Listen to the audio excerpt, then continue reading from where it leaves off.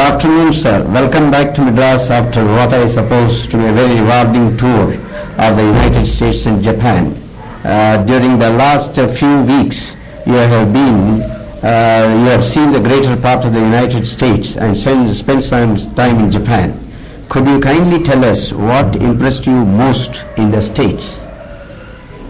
Well, naturally, my tour of the United States and Japan has given me much food for thought.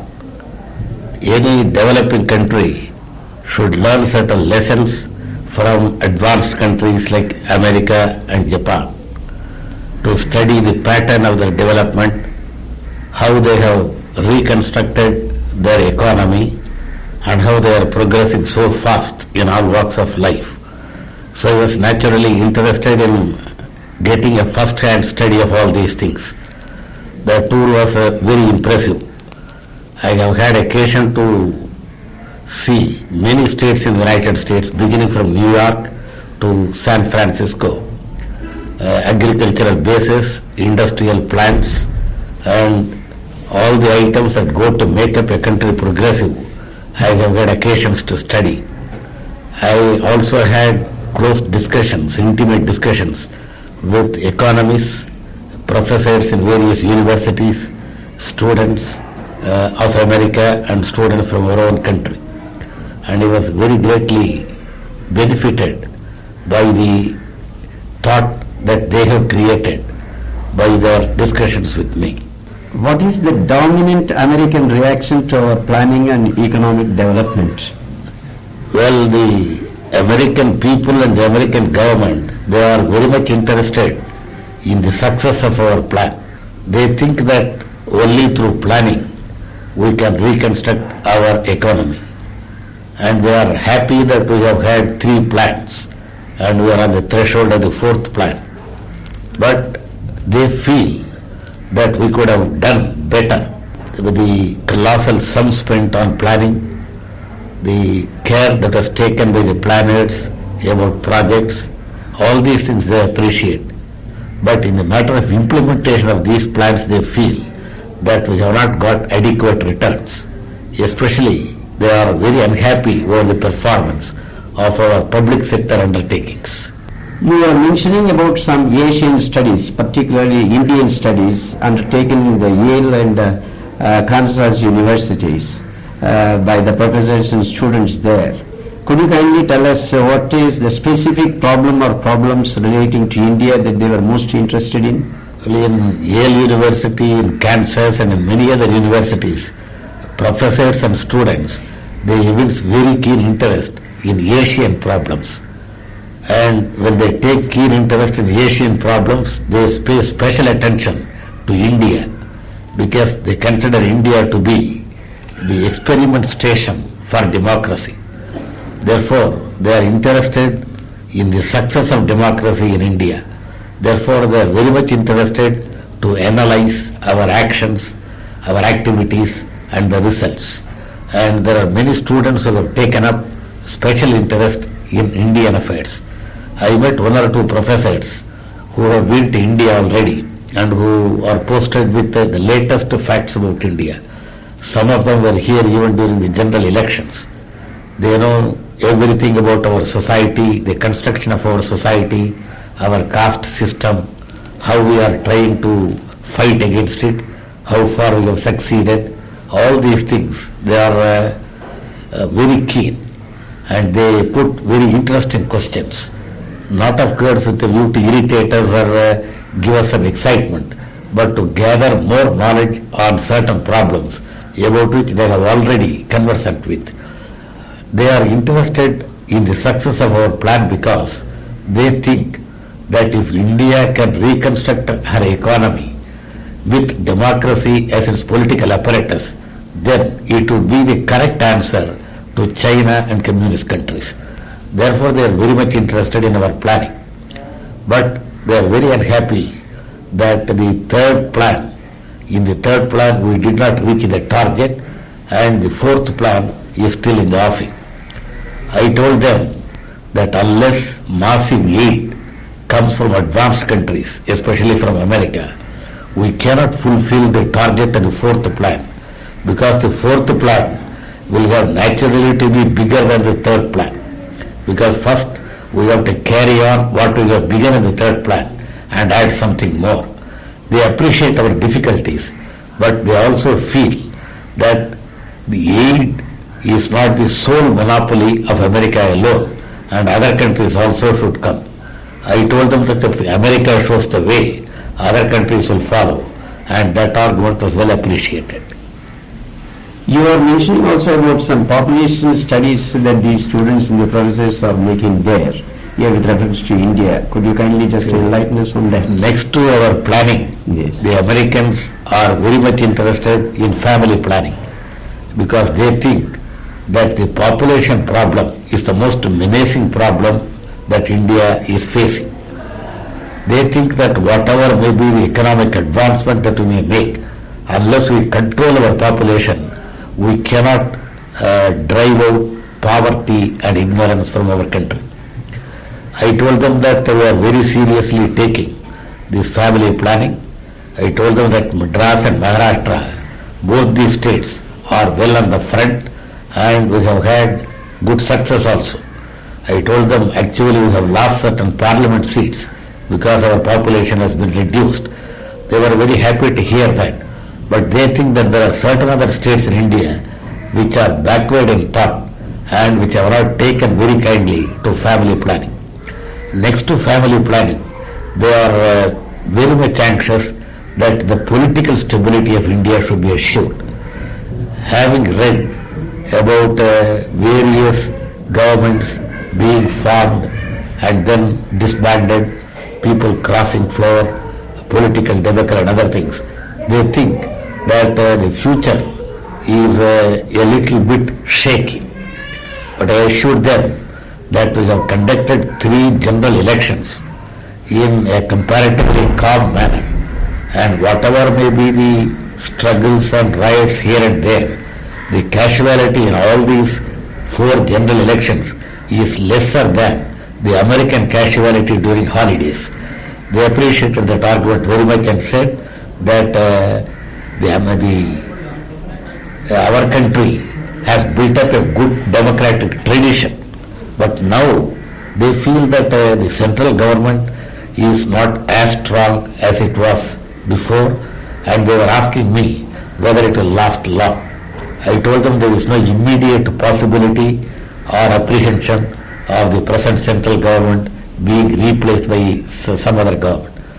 In some place they asked me if there is an invitation for the formation of a national coalition government in the center, what would you do? I told them that I would resist the temptation. We read in the papers that about your meeting with the Indian students in Japan, and you are urging them to emulate the Japanese devotion to work. Would you kindly elaborate this a little further? I mean, the Japanese industriousness and their will to succeed.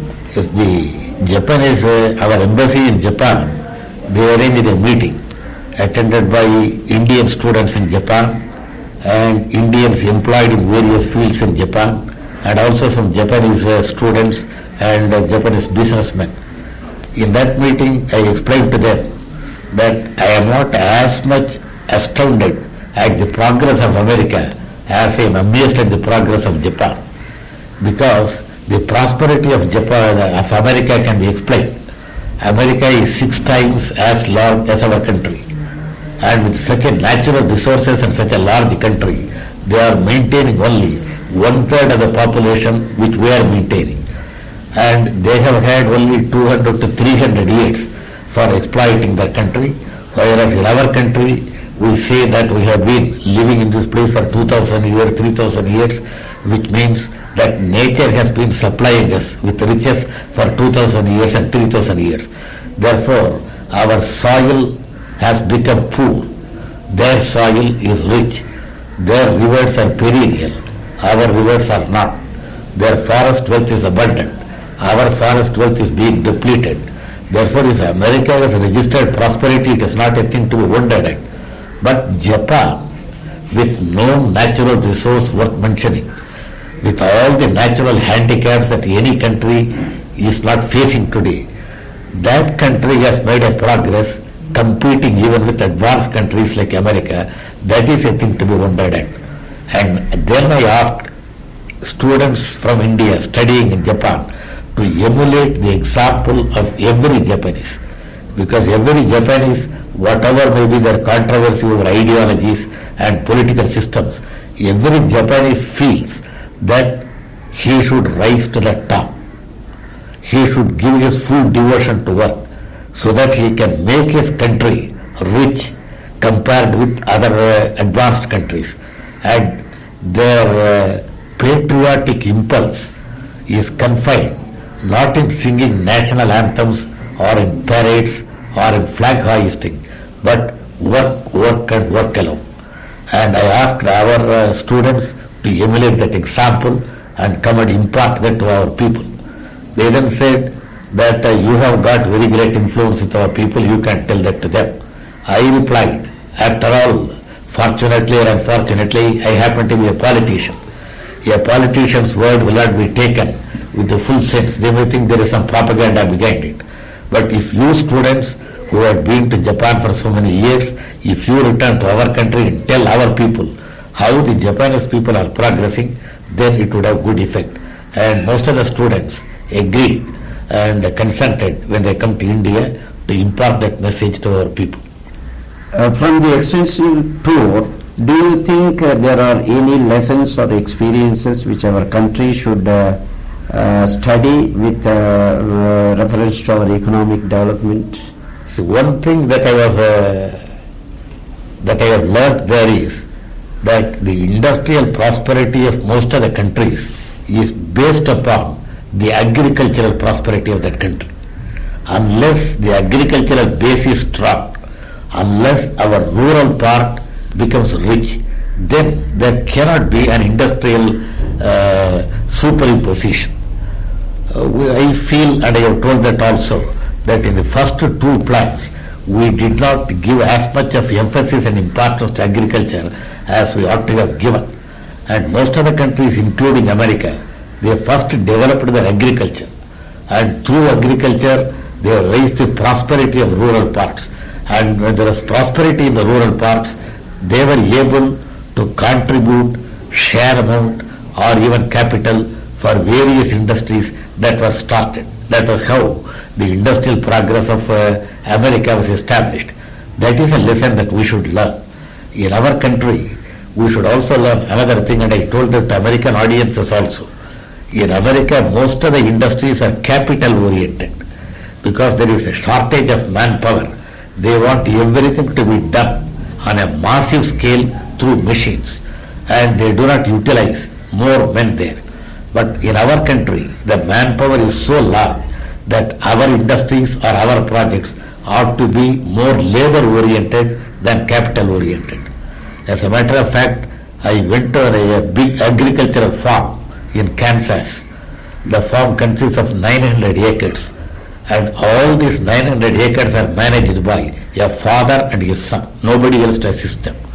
They have got all agricultural implements, and they carry on their agricultural work through the machinery and through the aid that they get from cooperatives and from the government. Now when they pointed out this large scale farm to me, I told them that it is adaptable for American conditions, because there only 27% of the people, 7% of the people are engaged in agriculture, whereas in our country more than 80% are still engaged in agriculture. Therefore, if we mechanize our agriculture in as rapid or as massive a manner as the Americans are doing, we will be throwing many people out of employment. Therefore, for a long number of years to come, even our agriculture, though we mechanize it, though we use modern implements like power tiller, power sprayer and other things, it cannot be on identical form just as we find in America. I think that Japan offers us more on agricultural front than even America, because in Japan there is no large scale farming. 3 acres, 4 acres, 5 acres, I even went in a train from Tokyo to Kyoto, a distance of about 300 miles. All through there were paddy fields and villages. In all the paddy fields, I found Japanese farmers using this power tiller. I did not meet with any bullock-drawn plow at all. And if we develop our agriculture on that line, we can make our educated young men take to agriculture. Because now if you ask our educated young men to go to the field and plow, they feel somewhat diffident to take to this bullock plowing. But if they are offered this power tiller and if they are told that agriculture has been mechanized, more people will get interest in agriculture. And I told the American audience also that as far as agriculture is concerned, Japan is to be our model for a long number of years to come. But of course, when we get many industrial potentiality and we have got alternative employment for our people, and when we progressively reduce the percentage of people dependent on agriculture, then we can mechanize. Which means I am not against mechanization or mass production, but I am fully conscious of the manpower that is to be found in our country. Therefore, we should progress keeping in mind the basic fact that many projects in our country for a long number of years to come is to be labor oriented. Thank you very much.